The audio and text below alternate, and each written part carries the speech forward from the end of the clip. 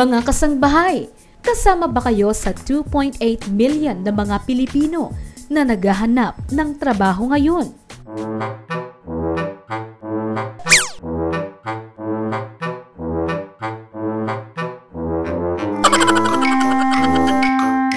Sabine, please.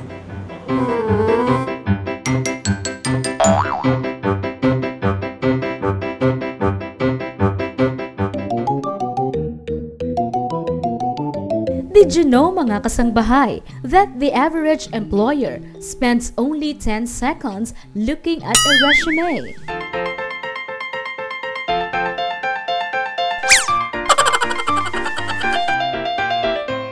Dahil sa dami ng ini-interview, mas madalas naghahanap sila ng dahilan not to interview you.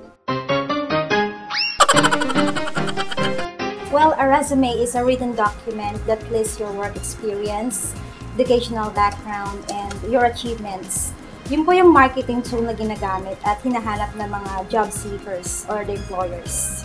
Tandaan, mga kasambahay, na ang resume ay list ng iyong accomplishment and achievements. Hindi ito personal document, automatic job application, career obituary, at lalong hindi ito confessional. There are two types or formats ng resumes. The first one is called yung chronological resumes. At saka yung pangalawa naman po yung functional resume. Now, ano po ba yung chronological resume? That one organizes yung work experience ng isang applicant. So, it's important na maayos yun according to the work or the employment history. So, yung kailangan from the recent on top up to the latest.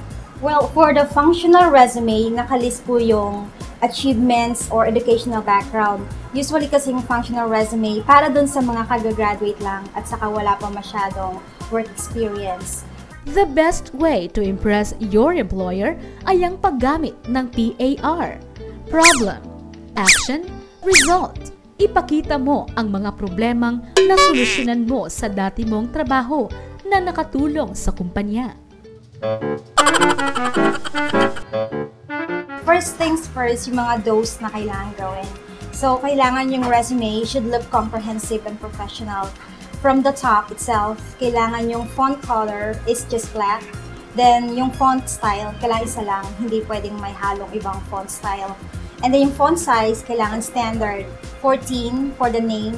Then, the rest is 12. For the don'ts, it's okay to take out yung curriculum vitae sa taas or yung resume off. Kasi obvious naman po na resume yung pinas nating document. Then, on the top, yung picture, kailangan professional picture, a 2x2 ID picture. Tapos kailangan professional look and with a white background.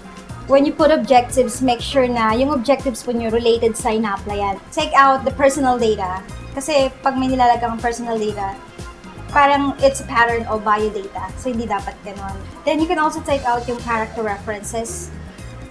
They are unnecessary at the moment. Pero, anytime naman pwede na lang hingin sa'yo. O ayan, mga kasangbahay. Now you know. I-ready na ang iyong power resume that will ensure you ng trabahong gusto mong makuha.